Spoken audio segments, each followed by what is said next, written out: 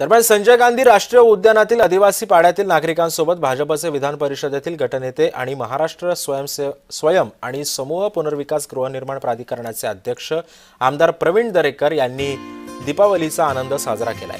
दरेकर यांनी आदिवासी पाड्यावर जात फराळ आणि फटाक्यांचं वाटप केलं।